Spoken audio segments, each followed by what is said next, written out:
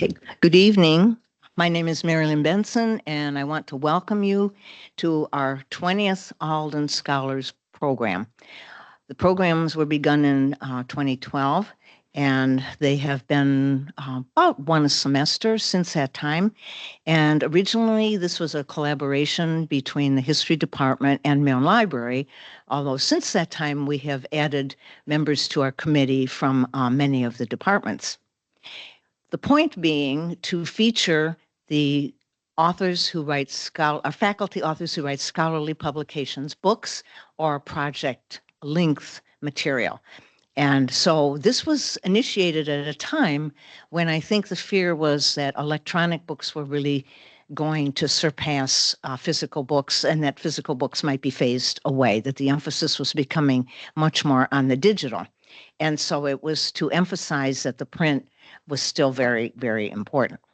Now, the programs are held in the Alden room, this room, named after Jessica Alden, who was is an alumna, and was the first librarian of the Oneonta Normal School. And we are very proud of the room because it houses the documentation of the university's history, and also has many rare materials and is used quite a bit by our faculty and students for projects of various sorts. So I encourage you, if you have any interest, look around, and Heather Stalter is the contact. If there's something that you might be interested in bringing your class to see or you yourself to see, please do contact her. And it's through the efforts of many people that these programs occur. And so I want to give recognition, first of all, to the Alden Scholar Series Committee, Matthew Henley being the chair. He and Dr. Meta Harder were the initiators of this whole program in 2012. Nicole Da Silva, Sophia Dunn, Danny Norlander, Megan Palmer, and Heather Stalter are current members of the committee. I also want to thank Darren Chase, who's Dean of the Library, for giving us use of the space and also for funding our refreshments. Valerie Warden, who is the executive assistant and textbook liaisons, who's supplying our books tonight. So the books are for sale, and I hope you will take advantage of their availability. Also, Mark Farrell for IT assistance, including the recording of the program.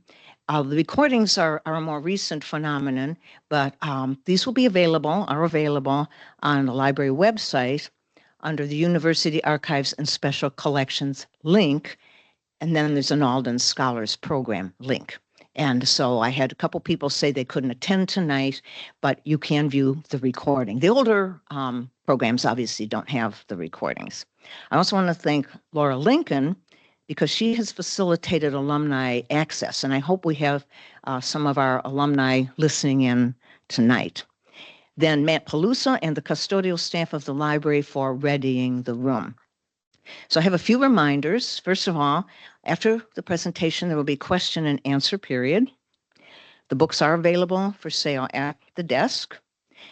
I hope you all take advantage of the wonderful display that has been prepared by Gustavo and by Heather Stalter right outside this room. We will have the refreshments just down the hall in room 318, and I recommend you come and visit with people and discuss what you will have seen in the program. Then a couple other announcements. Please silence cell phones. And also to protect the materials in here, we ask that you not have food or drink. You can leave water bottles, etc., outside the room. You probably have done that already. 2 emergency exits, the back door, which will take you down to the parking lot, also the front door through which you came. And those who need the lead credit, they will be able to see Megan Palmer and Nicole Da Silva. Raise your hands. And that will be after the program. Okay, please don't try and get lead credit, between the presentation and the questions. Also, Dr. Henley's class is supposed to sign in at the table near the front door. So make sure any of you from his class do sign in. And then lastly, please take the comment card, either take it with you and fill it out or fill it out here so we get some idea of how you enjoyed the program. Also, it's very helpful to us. I am, along with Meta and Nicole, and the others as well on the committee. We do most of the promotion of the whole program series, and it's always interesting to us to know where you found out about the series. And as many vehicles as we use, we find there's always someone, including people in Cooperstown, Delhi, the outlying regions, community people who come in. And so it's very important to us if you fill that out and let us know how you knew about this particular program. So at this point, I would like to introduce Dr. George Hovis, who is in the English department, and he will be introducing our guest speaker, Gustavo Arango, who's in the World Languages and Literatures department. And thank you all for coming.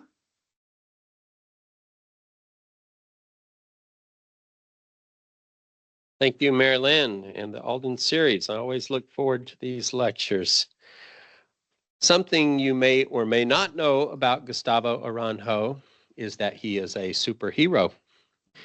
In addition to the mild-mannered and beloved professor who offers his students a wide range of courses in Spanish language and Latin American literature, he also is in possession of superhuman energy and the ability to stretch time in order to produce a galaxy full of literary criticism, translation, biography, journalism, and his own voluminous fiction.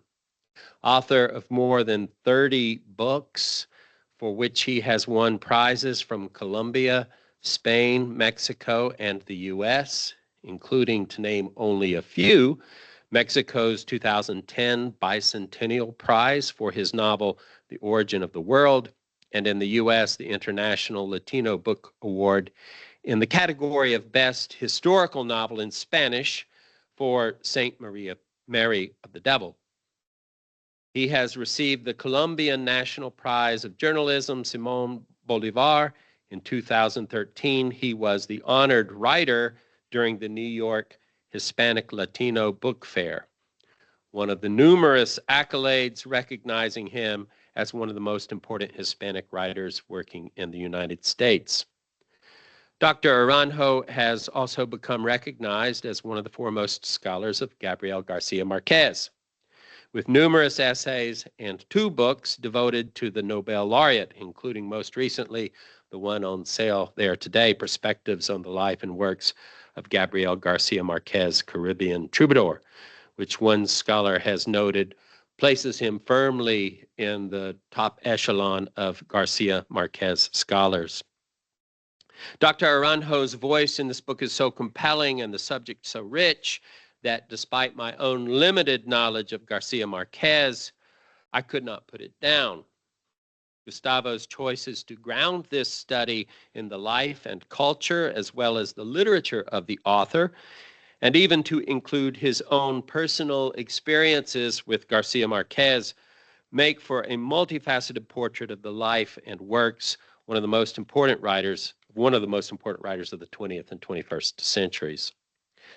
One of my favorite parts of Caribbean Troubadour is a translation of the now famous essay from 2022 in which Dr. Arango historically made the case for the posthumous publication of García Márquez's novel Until August, a book we likely would not have without Dr. Arango's intervention. It was his essay that prompted García Márquez's sons to reconsider their earlier decision not to publish the novel. Gustavo's role in the novel's 2024 publication in 40 languages has been widely recognized in global media. In the words of one prominent García Márquez scholar, quote, "The academic and literary community is well aware of Dr. Arango's contribution to one of the most significant literary recoveries of the 21st century." I'm delighted to introduce our local literary superhero, Dr. Gustavo Arango.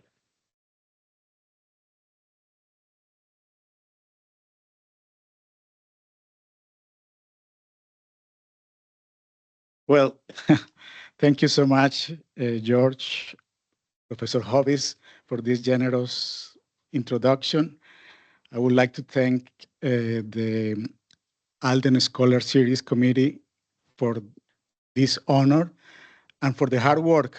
They have been working for a few months now in preparing and making sure that the success of this lecture.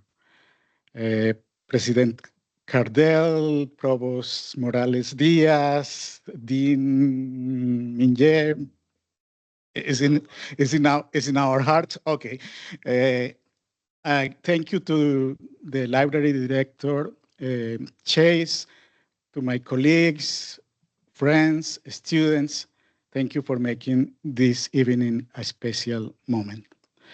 I will divide my presentation in 3 sections. I will try to give a general overview of Garcia Márquez's life and relevance. Then I'm going to talk about the perspectives in the title. And finally, I'm going to try to mention one of the things that I consider more important in the content of the book. Then I expect to have a lot of questions. I already have been announced that many people has questions. So hopefully we will have time for all of this. García Márquez, Gabriel García Márquez, was born in Aracataca, Colombia, near the Caribbean Colombia. I wrote the Aracataca and Zipaquirá names on red because those are important. On March 6, 1927. He was the most prominent Colombian writer of all time and one of the most influential figures of Latin American literature. He was the eldest of a large family of 11 children and spent his early childhood with his maternal grandparents, the locally respected war veteran Nicolás Márquez, who inspired some of his most compelling characters, and Tranquilina Iguarán, whose supernatural stories deeply influenced him. The setting of García Márquez's early childhood played a defining role in shaping his worldview and his creative work. He once said, "I happen to come from the Caribbean part of Colombia, which is a fantastic place, completely different from the Andean part, the highlands. During the colonial period of Colombian history, all the people who consider themselves respectable went to the interior, to Bogotá. On the coast, all that were left were bandits. Bandits in the good sense, and dancers, adventurers, people full of gaiety. The coastal people were descendants of pirates and smugglers, with a mixture of black slaves. To grow up in such an environment is to have fantastic resources for poetry. Also, in the Caribbean, we are capable of believing anything because we have the influences of all the different cultures mixed with the Catholicism and our own local beliefs. I think that gives us an open-mindedness to look beyond apparent reality." García Márquez didn't remain long in the magical world of his childhood. After his grandfather's death, his parents sent him to a boarding school in Barranquilla, the largest city in the region. He later completed high school at another boarding school in Zipaquirá, a cold, great town in the central mountains of Colombia, far from the Caribbean region where he had lived until then. At 16, while living in Zipaquirá, García Márquez began envisioning the family saga that would eventually become 100 Years of Solitude. In 1947, he moved to the Colombian capital, Bogotá, where he began studying law at Universidad Nacional and published 2 short stories in the newspaper El Espectador.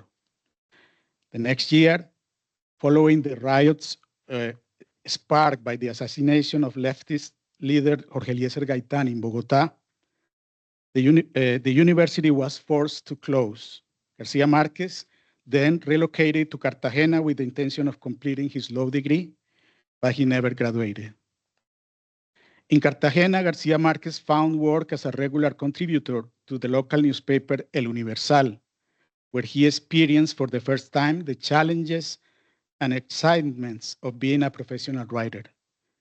It was there, in Cartagena, that he rediscovered the Caribbean, now as an adult, better able to appreciate the rich culture of the region. His second contribution to El Universal published on May 22nd, 1948, was a passionate ode to the accordion, the principal instrument of the vallenato songs he discovered when he was a child. By the end of 1949, García Márquez moved to the port city of Barranquilla in search of better opportunities as a writer. There, he met a group of friends, Álvaro Cepeda, Gonzalo Fuenmayor, Germán Vargas, and the Catalonian bookseller Ramón Vinges, who would later appear as characters in 100 Years of Solitude. From 1950 to 1954, García Márquez divided his time between Barranquilla and Cartagena, where his family had settled. During those years, he also traveled through the northern part of Colombia's Caribbean region, selling encyclopedias. These journeys would leave lasting imprint on his literary work and deepen the recognition of the strong Caribbean component of his identity. At 27, García Márquez moved to Bogotá to work as a reporter and film critic for the newspaper El Espectador. There, he wrote a series of articles about a Colombian sailor who survived a shipwreck in the Caribbean. Published in installments, the story of a shipwrecked sailor gave García Márquez his first taste of national fame. A few weeks later, he saw a reporting trip to Europe as an opportunity to remain abroad. He spent a few months in Rome, where he took courses of screenwriting and film direction, and then lived in precarious conditions in Paris, where he wrote the manuscript that would later become the novels In Evil Hour and No One Writes to the Colonel. In 1957, García Márquez moved to Caracas, Venezuela, where he worked as a reporter. A year later, in Barranquilla, he married his longtime girlfriend, Mercedes Barcha. In 1959, following the rise to power of Fidel Castro's revolutionary government, García Márquez began working for the Cuban news agency Prensa Latina and was sent to New York as a correspondent. However, the hostility he and his family faced there, due to their association with a revolutionary government, prompted him to seek change. In 1961, García Márquez, his wife, and their son Rodrigo traveled by bus through the deep south of the United States. During that journey, he explored the landscapes that had inspired William Faulkner's novels and recognized striking similarities to the world in which he had grown up in Colombia. The family arrived and settled in Mexico City. While working there as a publicist and a screenwriter, García Márquez befriended some of the most prominent Mexican intellectuals of the time, including Carlos Fuentes, who will become a leading figure in promoting the movement known as Latin American Boom. The first books published by García Márquez, Leaf Storm, No One Writes to the Colonel, In Evil Hour, and the short story collection Big Mama's Funeral were not major successes. And at one point, he considered giving up literature. Not yet. In 1965, a sudden revelation gave García Márquez the right tone for the novel he had been trying to write since he was 16. The idea of using the detached voice his grandmother employed when telling him stories when he was a child. It took García Márquez 18 months to complete 100 Years of Solitude. At the time, the family's finances were underwater. When he and Mercedes tried to mail the manuscript to Argentina, they didn't have enough money to send it all at once. So he split the novel, mailing the first portion, then pawning Mercedes' mixer and hairdryer to pay the rest. When she saw the last of their possessions turn into postage, Mercedes remarked, "Well, now all we need is for the novel to be bad." A year earlier, while finishing his novel, García Márquez had begun reaching out to friends in search of new job opportunities. He considered the possibility of joining an American university as a visiting writer and was on the verge of accepting a low-paying position with a film company in Italy. But after the release of his novel in June of 1967, None of that was necessary. 100 Years of Solitude, as he himself described it, was a canon shot. The first edition of 10,000 copies sold out in just 3 weeks. In a letter dated July 12, 1967, he wrote to Carlos Fuentes that the second edition had already been published, adding, "I had a lot of confidence in this book, but I never thought it would come out with this explosive force." 15 years later, on December 8, 1982, García Márquez received the Nobel Prize in Literature in Stockholm, quote, "for his novels and short stories in which the fantastic and the realistic are combined in a richly composed world of imagination, reflecting a continent's life and conflicts." García Márquez's influence extended far beyond the literary world. In the 1990s, he played a central role in founding an international film school in San Antonio de los Baños, Cuba. His involvement in the project persuaded Cuban leader Fidel Castro to support the initiative, which would transform the film industry in Latin America. In 1995, García Márquez established an international school of journalism in Cartagena de Indias, aimed at elevating the professional standards of emerging journalists from Latin America and Spain. During what would become the most active decade of his life, he also revived and financially supported the Colombian magazine Cambio, wrote a theatrical play, and worked as a screenwriter for several films. Additionally, he contributed to the evolution of telenovelas, soap operas, helping to shape them into more professional and culturally meaningful products. His friendships with political figures such as Fidel Castro, François Mitterrand, and Bill Clinton helped elevate his public stature. Omar Torrijos, the president of Panama, described García Márquez's political interventions, whether facilitating dialogue or advocating for those in trouble, as a form of secret diplomacy. He enjoyed friendly encounters with prominent figures such as Muhammad Ali, Marlon Brando, Pope John Paul II, Japanese film director Akira Kurosawa, Colombian singer Shakira, and various queens and kings. Actually, last week emerged that picture on the right with Robert Redford. They were close friends because they both have a common interest in independent filmmaking. By the first decade of the 21st century, interest in García Márquez's life and work experienced a revival. In 2002, his memoir, Living to Tell the Tale, was released.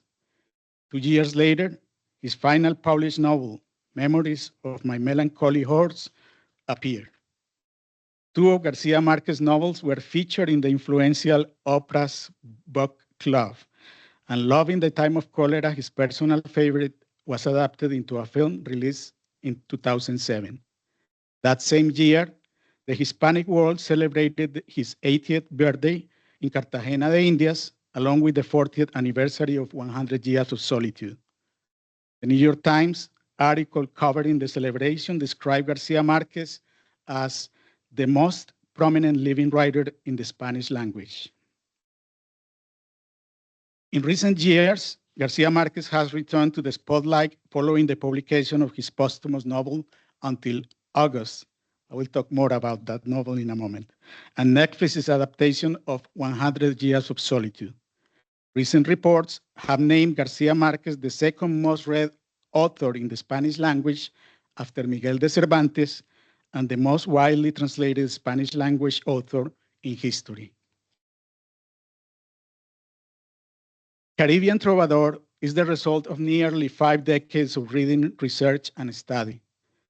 The perspectives referenced in the title reflect my varied approaches to the life and works of García Márquez as a regular reader, an aspiring writer, a journalist, a biographer, a scholar, and even as his apprentice.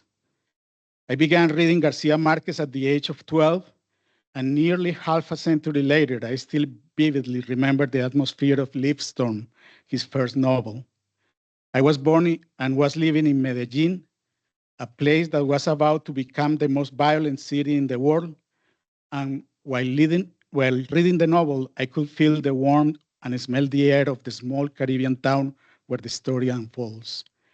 I saw myself in the little boy trying to make sense of the adult world and the rituals surrounding death.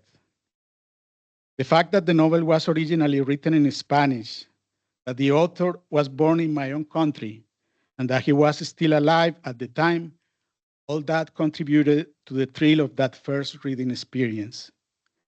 I hadn't finished reading Leaf Storm when I heard the news that García Márquez had just published a new novel. I was the first to check out The Autumn of the Patriarch from my high school library, but I couldn't get past the second page. That novel is now my favorite of all his works. That's why I asked him to sign my copy of the novel, and he was teasing me by saying in the dedication that he was my patriarch. And now, since I am showing off, this is a picture I love very much. In this moment, I was giving him my first book of short stories.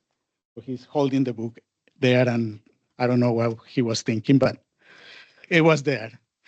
I chose to study journalism because I wanted to become a writer, and somewhere I had read that García Márquez found his path to literature through his experience as a news reporter. In college, we read the op-ed articles he had published in El Universal of Cartagena, and I told my classmates, half jokingly, that I would one day be a journalist in El Universal, to begin where García Márquez had begun. A couple of years after graduating, I was sitting in the newsroom of El Universal, fulfilling my own prophecy. While working for El Universal between 1990 and 1998, I had the privilege of meeting and interviewing García Márquez, who visited the city at least twice a year. In 1994, García Márquez published Of Love and Other Demons, a novel set in the 18th century Cartagena de Indias, then a prominent Spanish colonial seaport where diverse worldviews collided. In the foreword, he recalled a particular event that supposedly took place on October 26, 1949, during the time he was a reporter in El Universal. That moment became the starting point for me to write Un ramo de no me olvides, a bouquet of forget-me-nots, a book exploring García Márquez's early years as a writer and journalist at El Universal. The book includes testimonies from García Márquez and his friends from the early stages of his literary career, along with a selection of recovered texts he wrote at the time, many of which were originally published without signature. Some of those recovered texts are featured and published for the first time in English in the second part of Caribbean Troubadour. In December 1997, I had the opportunity to be García Márquez's pupil in a writing workshop offered by his School of Journalism in Barranquilla. That was the last time I saw him in person. Soon after, I received a scholarship from Rutgers University to pursue my master's and doctoral degrees in literature. Since then, I have approached García Márquez's work from a more academic perspective.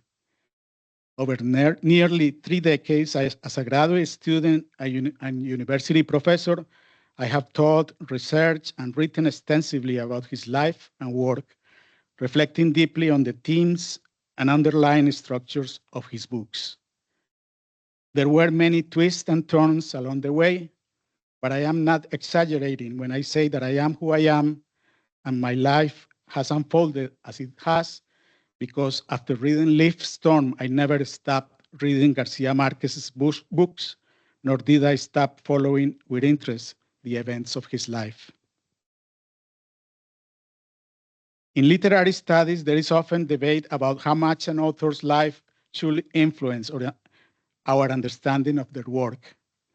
I have no doubts. The work matters because it's the expression of a person. And I never tire of wanting to know more about the people I admire. Some chapters of this book adopt the rigorous, detached tone typical of academic writing. Others take a more personal approach. My goal is to contribute to the understanding within the English-speaking world of one of the most influential Latin American writers of the 20th and 21st century. I aim to do so not only from a scholarly perspective, but also as someone who can offer direct testimonial accounts and who shares his cultural and historical background. The first part of the book, on the life and works of the Caribbean troubadour, presents a series of approaches to his work, some of them based on articles or lectures originally written in Spanish. The second part, the Troubadour's Files, complements and illustrates certain parts, facts and ideas from the first part through archival materials. The central concept, the strong presence of popular culture and the troubadour tradition in García Márquez's work, is my primary contribution with this work. The opening chapter reflects on García Márquez's enduring relevance and his life journey, while exploring the construction of his public persona as yet another of his creations. He used the narrative of his humble and marginal origins to craft a public image that challenged traditional notions of the writer's role and status in society. The second chapter, The Truth of Fiction, offers an overview of García Márquez's works and themes. From his early short stories to his later novels, identify his recurring motifs, highlight key narrative and structural strategies, and reflect on the blurred boundaries between fact and fiction in his novels, short stories, and journalistic writings.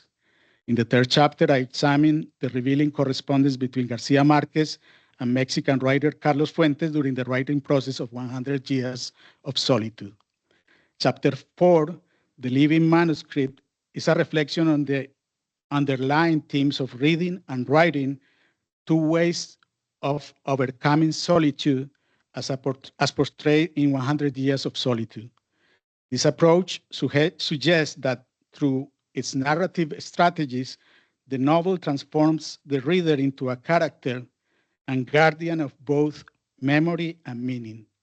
This chapter was previously published in a collection of essays on the novel. In chapter 5, I return to the concept of truth as one of García Márquez's central themes and explore some subtleties of the novel Chronicle of a Death Foretold as a representative work that reflects the persistent tensions between fact and fiction in García Márquez's books. Chapter 6 explores García Márquez's relationship with Cartagena de Indias and the significance of his early experiences in the city for the development of his creative work. This chapter also begins to highlight the importance of love as one of García Márquez's central themes. In chapter 7, The Underground City, I reflect on the representation of real spaces in García Márquez's journalistic writing, particularly the portrayal of Pablo Escobar's Medellín in News of a Kidnapping. This chapter, once again, underscores the blurred boundaries between fact and fiction and emphasizes the enduring presence of poetic language throughout his body of work. Chapter 8, The Lesson of the Master, is a personal recollection of the workshop led by García Márquez in December 1997 in Barranquilla. During 3 days of master classes, García Márquez revealed details of his writing process and offered advice to young journalists from Latin America. And I had the privilege of being there to take note of every word and gesture. This chapter highlights a frequently overlooked aspect of the author, his role as a teacher. García Márquez often said that every detail in his fictional work had a specific origin in real life events. Just a few months after his death, I was approached by Brazilian actress Silvana de Faria, who had recently discovered in one of García Márquez's short stories, Sleeping Beauty and the Plane, details of a random encounter they had at Charles de Gaulle Airport in Paris in the early 1990s. The conversation with Silvana, presented in chapter 9, offers a rare and privileged insight into how García Márquez transformed personal experiences into fiction. At the moment, García Márquez gave Silvana his phone number and contact information, but she never did it. She wanted to be away from trouble. Chapter 10, a defense of a posthumous novel, deserves special attention. After Garcia Márquez's passing on April 17, 2014, rumors circulated about an unpublished novel. However, his family stated that the manuscript was unfinished and will remain unpublished. Garcia Márquez's papers were sold to the Harry Ransom Center of the University of Texas in Austin, where scholars and admirers were granted access to the various drafts. Still, the fate of the novel seemed sealed and public interest gradually faded. 8 years later, in May 2022, while finishing Caribbean Troubadour, I decided to visit the Harry Ransom Center with the intention of including a chapter on the collection. What I discovered there will ultimately change the destiny of the unpublished novel. As a novelist myself, I have a trained eye for recognizing the potential of a manuscript, no matter how unpolished it might appear. While reading the numerous drafts of Antilogos, I realized that the story was complete. It had a clear narrative arc, a defined ending, and required only the work of a skilled editor to be ready for publication. And about this picture, the journalist in me recognized the significance of the moment I read the novel. This blurred photo shows my desk at the Harry Ransom Center, where I was examining the original manuscript of Garcia Márquez's novel. Although I wasn't permitted to take photographs of the manuscript itself, I sensed that the moment held a special significance. And about the cover of the magazine where the article was published, I think the designer did a very good job because not only chose the central character, a female character, which is one of the features of the novel, more fascinating, but also, if you take a look, the piano player is Garcia Márquez.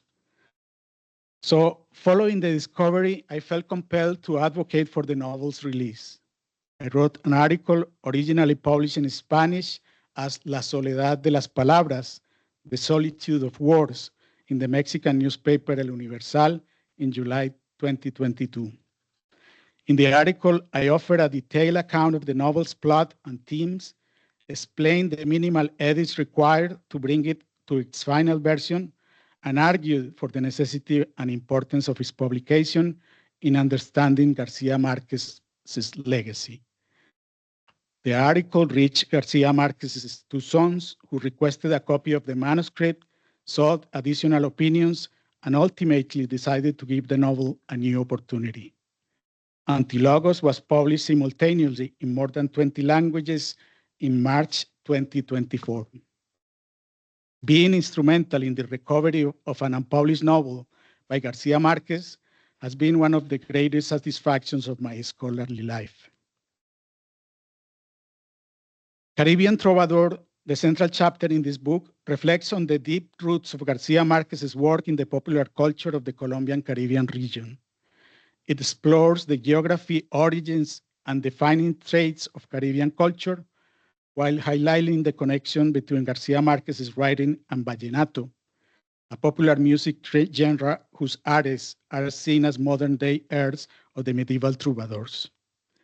This chapter also traces Garcia Márquez's shift from death and solitude to love as the central theme of his later works. More than a Colombian, Garcia Márquez was a Caribbean man.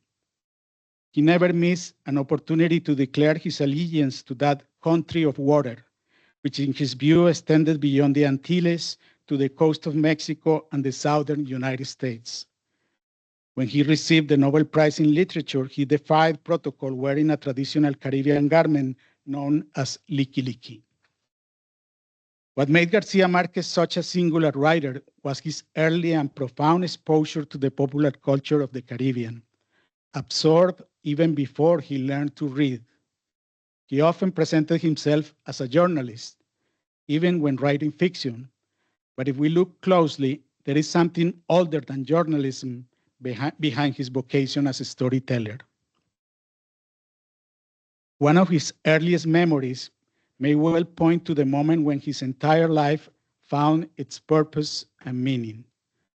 The same image appears with the slight variations in both his memoir, Living to Tell the Tale, and in 100 Years of Solitude.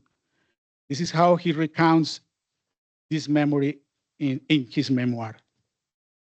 In Aracataca, when I already had a passion for hearing stories, I saw, when I was very little, my first accordion player.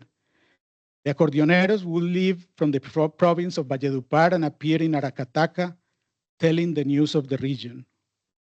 I remember when I saw him for the first time, because he was a little old man who was sitting on a kind of a traveling fair who had arrived to Aracataca. He had an accordion on the floor by his side, and I did not know then what it was. I never had seen one. That was when I met the accordion for the first time, because the accordion is not an instrument original from Colombia. Then the old man began to sing a story. That, for me, was revelation. I asked myself how it was possible that the stories could be sung like a song, that the stories from other worlds and other countries and other people could be known through the things he was telling by singing. In his study of the troubadours, Robert Briffault notes that the people of the medieval world, accustomed to long pilgrimages, were singularly inclined to travel. He writes that the troubadour was the world's reporter and practically the sole provider of entertainment. As he passed from court to court, from castle to castle, where his comings were always a welcome event, the singer of birds took no account of frontiers and found ready access to every lordship. Let's remember that García Márquez not only lived in many different places and had ready access to every lordship, but that he was one of the troubadours with the widest audience in the history of humankind. In their origins, the troubadours were bearers of news. Over time, they became devoted singers of courtly love. García Márquez underwent a similar transformation. It took him years to shed the fear of death that his grandmother had etched into his soul. For a long time, he sang the mournful song of solitude. He once described 100 Years of Solitude as a 400-page vallenato. He considered The Autumn of the Patriarch not only the most autobiographical of his books, but also a long poem about solitude. And then he found love. As a mature writer, García Márquez often said that love is the most important theme that exists in the history of humankind.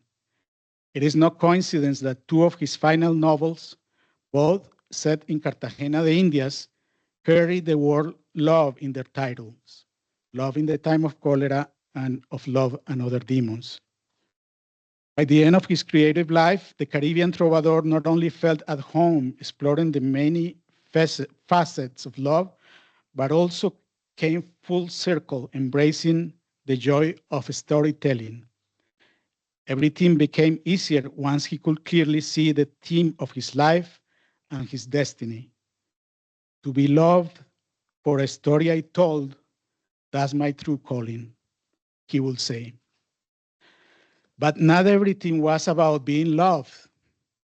And let me end with a quote. In 1982, when asked about the meaning of his life, he responded by imagining what he might have become had he not been a writer. I'd want to be a piano player in a bar.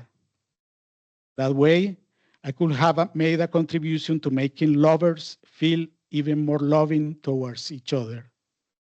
If I can achieve that much as a writer, to have people love one another more because of my books, I think that's the meaning I wanted for my life.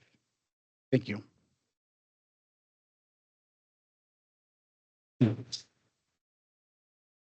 Well, thank you.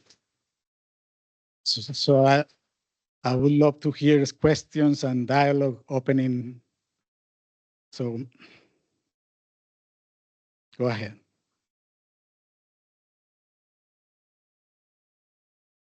See?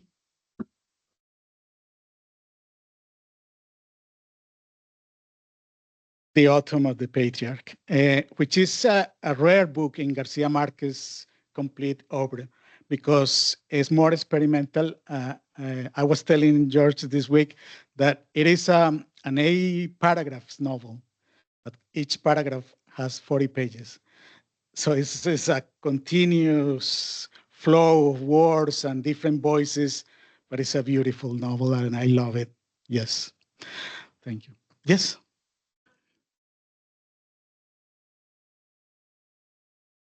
Yes.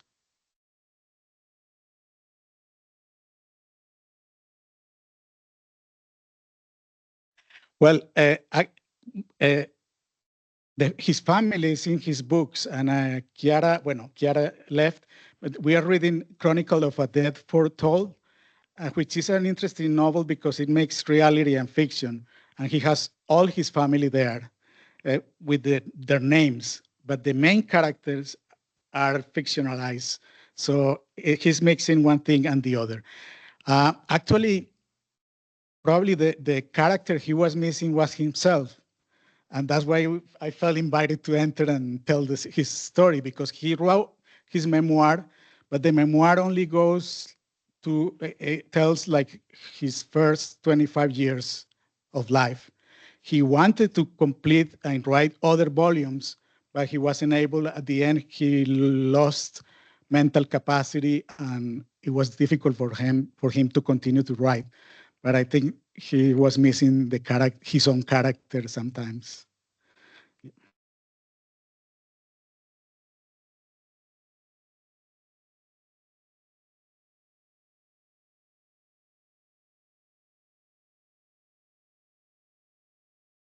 Yeah, I'm not waiting for anything because because I decided not to watch it. No, actually, that was an interesting thing to decide. I saw the publicity, and one of my arguments in the article was, okay, you're selling 100 Years of Solitude for TV. Why don't you publish this novel if you are not looking for money? So they felt kind of challenged. Actually, they are mad at me in some way, Garcia Márquez's sons. But I decided not to watch it because I think certain books are not only reading experiences, they are vital experiences. I have the face of my characters, I have the space of the novel, I have the voice of the narrator in my mind, and I don't want TV to ruin that. I believe you, I believe you. I believe you, but you're not going to persuade me. Yeah. Yes. My experience with Dr. Márquez, family signed in 1968, moved to Colombia, and we spent 8 years there. But my question is essentially kind of my memories of when the 100 Years of Solitude came out. And I don't know if this is a technical question or not, but I've read or in the popular press that translating Cien Años de Soledad into English was controversial or particularly difficult. And I don't know what your opinion is of that in terms of whether it was because of the language or I understand who's chosen to translate a book, from its original language, Spanish, into English is sometimes a political, a political decision. So what is your research on shown about that? And then the follow-up question is, have you translated any of his work into English? Okay. The early books by Garcia Márquez were translated by Gregory Rabassa, which was the the most famous translator of the authors of the boom of Latin American novels. You know the saying, traduttore traditore, a translator is always a traitor, because they are always making decisions that not everyone find the good decision, especially when you read like poetry, when the original in one side and the translation, there is no reader that wouldn't fall to the temptation of saying, oh, I would have done something different. But there were several criticism to Rabasa's work. And actually, I used the novel in English for a class here years back. And I found that sometimes he got mixed with the names of the characters, which is as easy to happen with all these characters having the same names. I think it is a better, we find better translations in the later works because they were in charge of Edith Grossman, which was a great translator. She even translated Don Quixote by Cervantes, and she was probably a more professional translator than Rabasa. Now, regarding my translation, sometimes I had to discharge the translations they had in order to make my point, because sometimes they weren't so faithful to the original, and I wanted to explain something about the original, so I had to do passages, translate my own, offer my own translation of the passages, but not a complete work. I haven't translated a complete work. And I don't feel comfortable translating from Spanish to English. I feel more comfortable translating in the other way. Yes, thank you. Yes, Akim. No.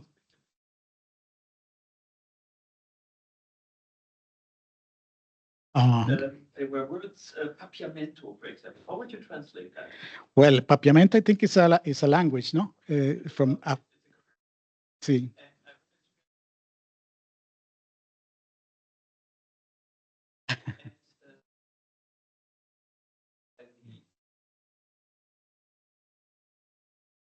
Yeah.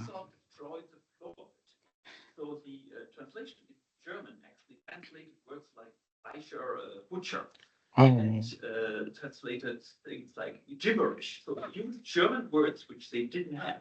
Wow. I read it with high fever. And I felt that this was just the way to read it because it felt like a dream. Yes.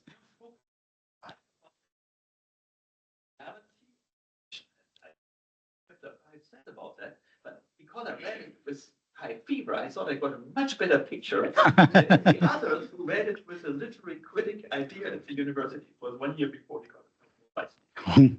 So, what do you say about what do you say time where here the boundary between fiction and reality is becoming very flimsy and dangerous? Oh, okay. So, what do you think?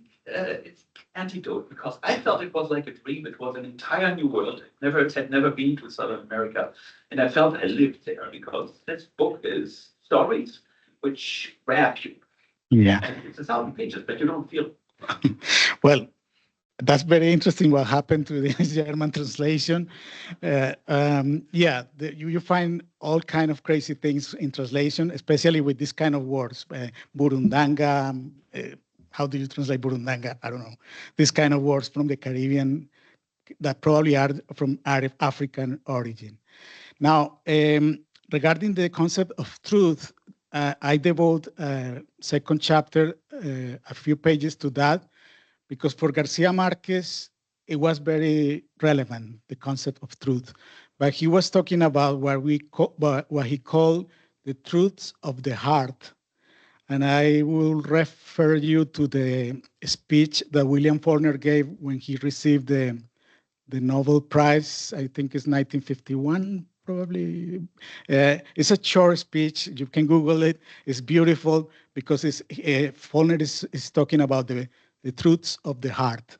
And García Márquez insisted, if I don't believe in what I'm telling, and he was telling stories that were fantastic, but he needed to believe those stories by heart.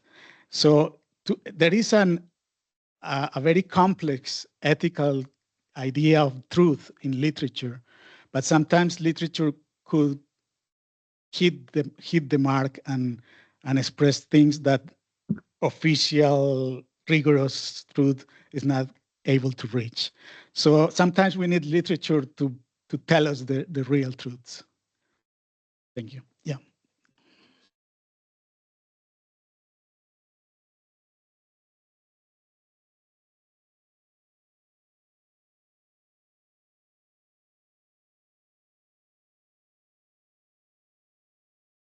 Time, esteem, almost like Yeah. capturing the reading. There's things that there is a certain choppiness. Of course, that word is too colloquial. But in the beginning, when you read, you realize that still it's not as sort of act together as when you read Love in the Time of Cholera, or when you read Of Love and the Demons, or the General in Slavery, that you see there's a lot of research behind the writing. And at the same time, it's the artifice is not visible. Yes. You really, it's basically almost magic, but it's a different writing. It's much more achieved. Do you agree, or how would you elaborate it? Well, talking about the evolution of the writer, actually, I include in the book things that he wrote when he was 14 in high school. And it's fun to read. He's writing about a trip they made to the ocean and what happened with the students and the mischief they did. Now, at the beginning, he had like more things in his mind.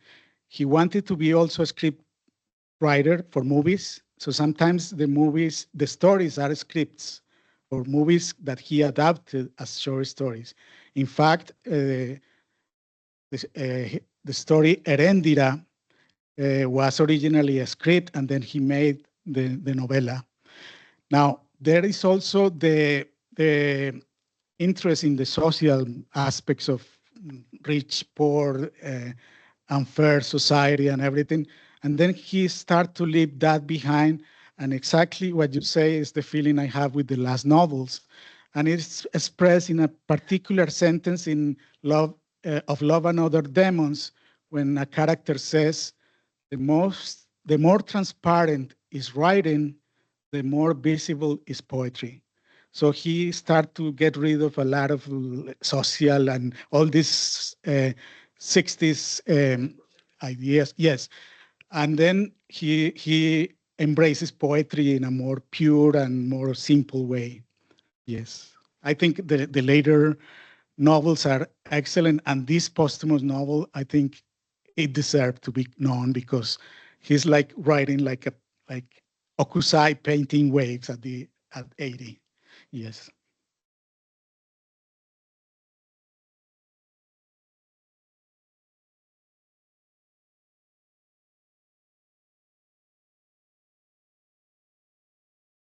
Mm-hmm.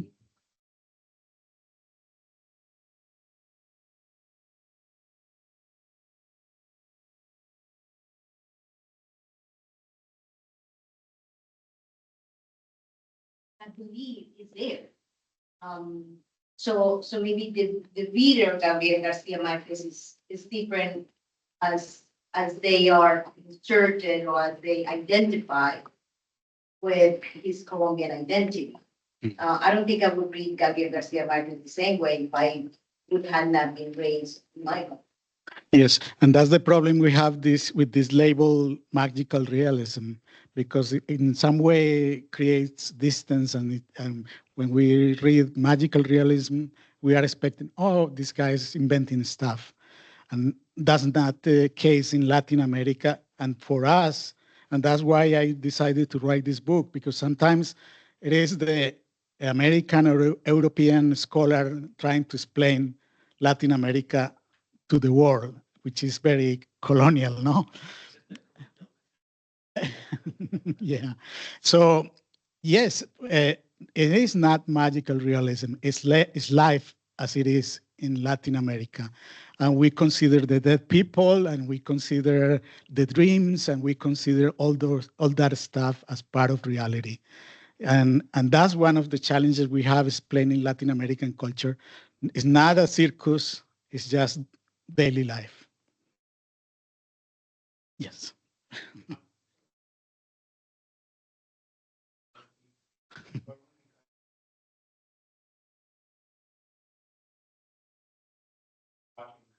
Yes.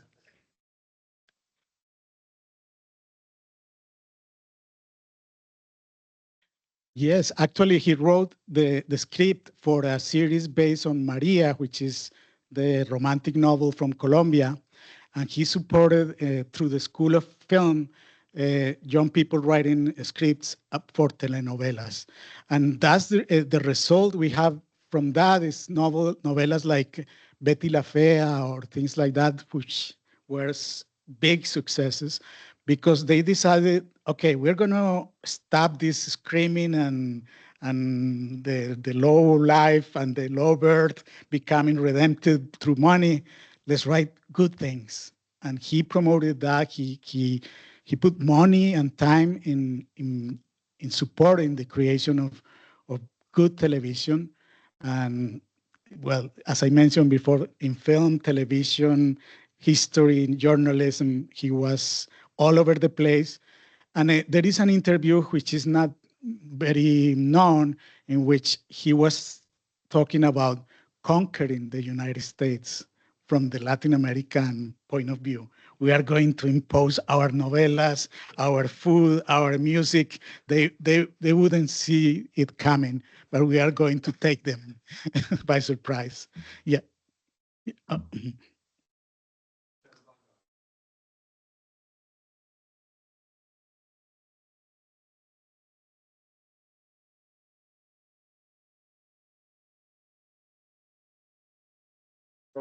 With each other or with each other? Thank you. Well, actually, one of the things I realized when I was very young was that I admire Garcia Márquez, but I don't want to write like Garcia Márquez. So I have my own life experience. As I mentioned, I was born in Medellin, which was a very violent city in the 1980s and 90s. I wanted to go out of there. I went to the Caribbean. I wanted something different. And my writing is more about that, about giving up that mentality of money, violence, and stuff, going somewhere, be someone else, reinvent yourself in other places. Well, I'm here in Oneonta, a Colombian in Oneonta, because I didn't want to be part of Medellin. And that's what I write about. So the inspiration I find in Garcia Márquez is about the energy, the discipline, the moral courage to write, but not the themes. So I can deal with the admiration I have, and it's not going to influence my writing. Thank you. Eileen?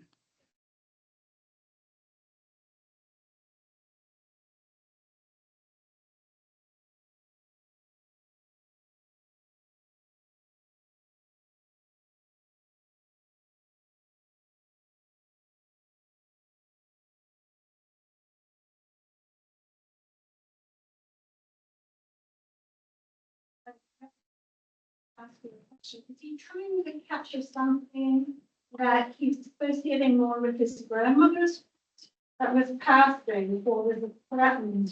Because it seems to me in some, and it's been a long time since I've had the opportunity to study his work. But in say, for example, Love and Other Demons, the young girl who is bitten contracts rabies, is told not to go into the world of the superstitious and the more indigenous or the slaves. And it seems to me like that there's a tension there. It's not uniformly like this world is how we are.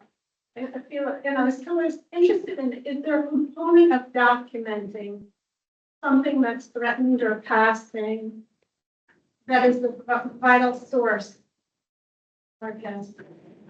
Yes. His grandmother was a key figure in his finding his own voice.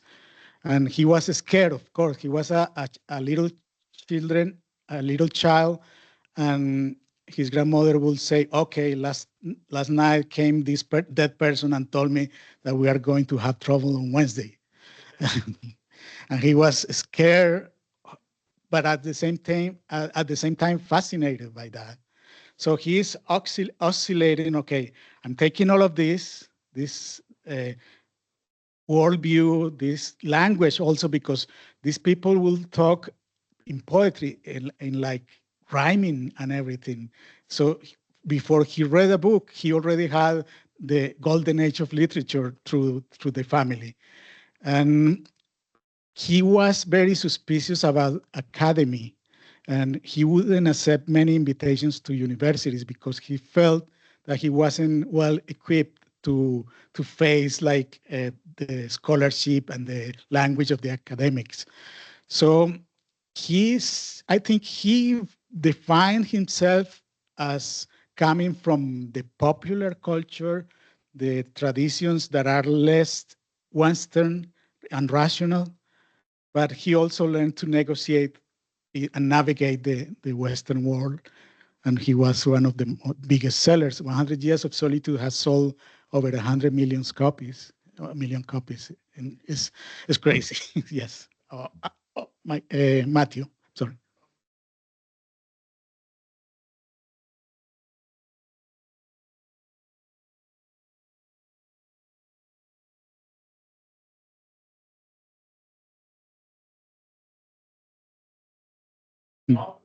Rise up, and the whole generation want to take you down. Yes. Colombians, Márquez. Well, actually, when I mentioned the differences between the Caribbean and the interior of the country, well, the interior is the power. So he was seen as an outcast. And actually, that's why he had to go out of Colombia, because he wouldn't have been able to make a literary career in Colombia. No, actually, before the politics, because of the language, some of his novels were forbidden because he was talking about sex and the body and the sexual relationships and everything. Actually, one of his sisters, who was a nun, was teaching in a school, and the books of his brother, her brother, were forbidden in the school. Now, the politics also played a big role, because after he embraced the Cuban Revolution, of course, that was a no-no for the power in Colombia. Now, when he won the Nobel Prize, things began to change. Oh, yes, Gabito, come here. We love you. So, but he had a lot of rejection and discrimination because of his cultural origin, and he played with that, because he normally in Colombia, the writers were descendants of politicians. Like the president was the writer, or the son of the president that was sent to Europe to study wrote the novels. And then the son of the telegrapher, who didn't finish college, suddenly overcomes everyone, surpasses everyone. So yeah, there was a lot of resentment. Still it is. When he died, a right-wing politician in Colombia said, "Oh, now he's in hell." So yeah, that happens. And yes, he had to deal with a lot of rejection, discrimination, all his life. But the novel changed things a little. Sorry. Go ahead. Oh, yes. Thank you. Struck me was that about the relationship between the author's life and then your experience reading their work. And you said that and forgive me if I'm paraphrasing you, you always want to know more about the people that you admire. Yeah. And it's clear that you have a deep and abiding love for Márquez, but I was wondering if there were any moments that you've had in the archive that challenged your perceptions, and any moments that you felt disappointed by what you found that Yes. didn't live up to your expectations. Yes, actually, in the book I wrote about García Márquez in Cartagena, which is made out of a lot of interviews and archival work. Some of the opinions weren't that favorable. So some concepts were okay, but I decided to write them because I wasn't just writing publicity or promoting Garcia Marquez. I wanted to be as accurate as possible. And then I find some of his novels problematic, like Memories of My Melancholy Horse. And that's why I felt that that wasn't a good novel to close his entire body of work. Because this guy, 90 years old, buying the virginity of a little girl. That's problematic.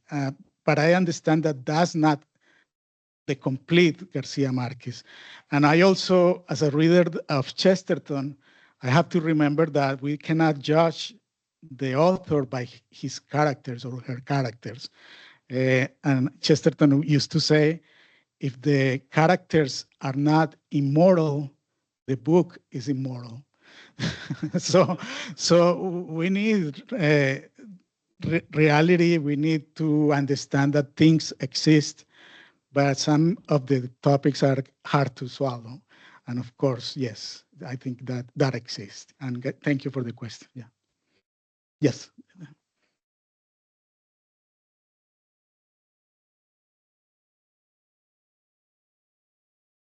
Thank you.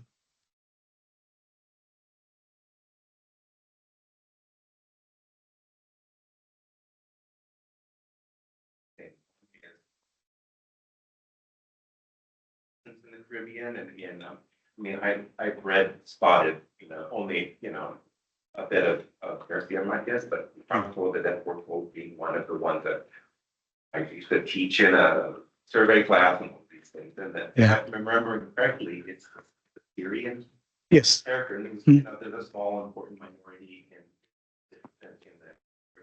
So there's that element of it, which is part of a kind of the diversity of Asian, Caribbean. Then there's also the troubadour part, which the troubadours, there's a lot of scholarly work that their poetry that comes to exist through the troubadour tradition, comes through the Arabic tradition. Yes. So Yes.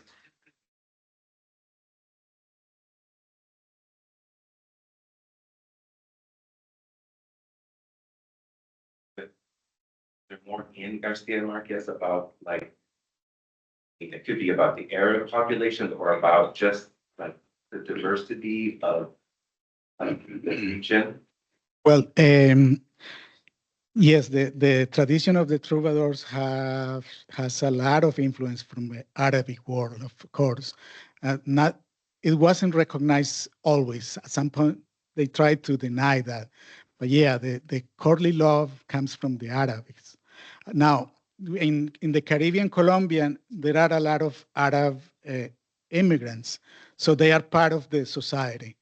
Now, there is also the influence of the Arabian Nights, like the flying carpets and things, these kind of things. So he embraced, and the Caribbean background allowed him to embrace many different cultures, and we know the richness of the Arabic culture, not only in literature but for the preservation of the Western thought. So he was very aware of that, and I think yes, not only in characters but also in an influence from the cultures associated with the Arab world. Thank you, Melissa.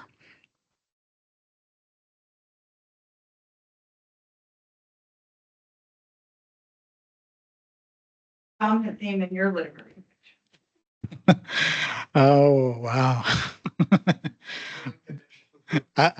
I knew there was going to be a question I couldn't answer. Well, surviving as a very violent society. When I was a teenager, we went to more funerals than parties, and that's strong to live.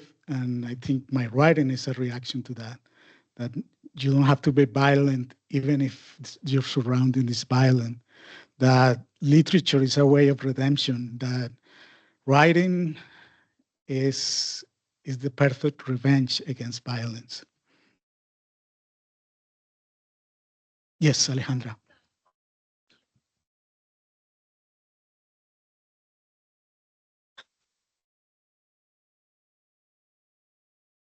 Mhm.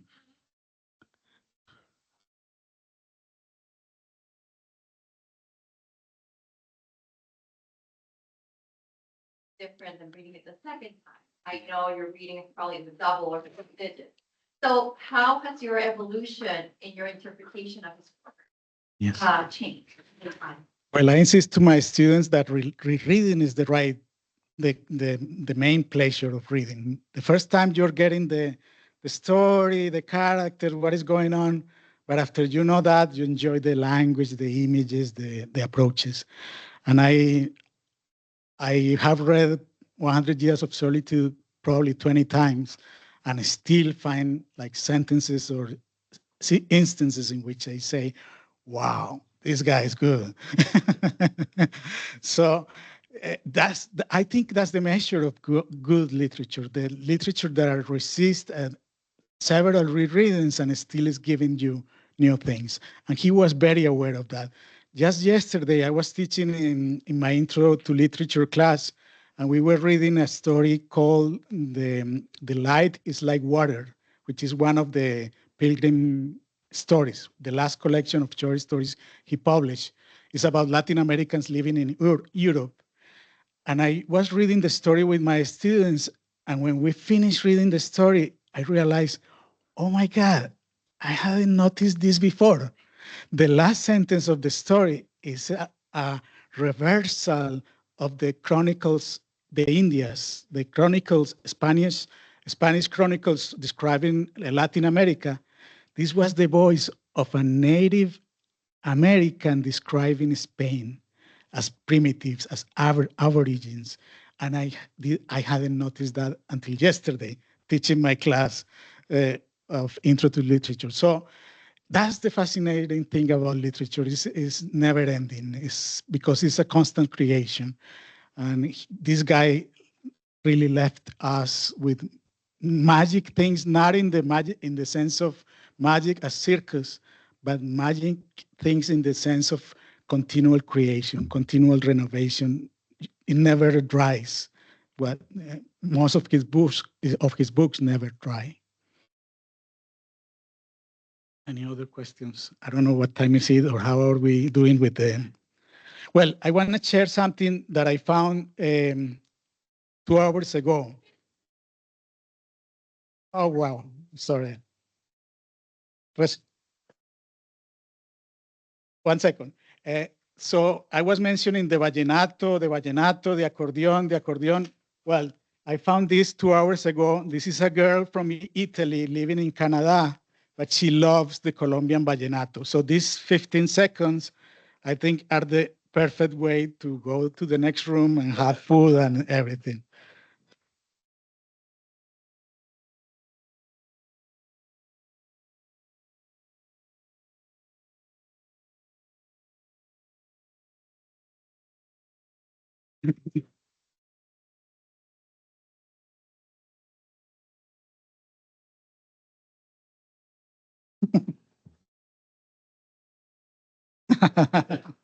Gracias.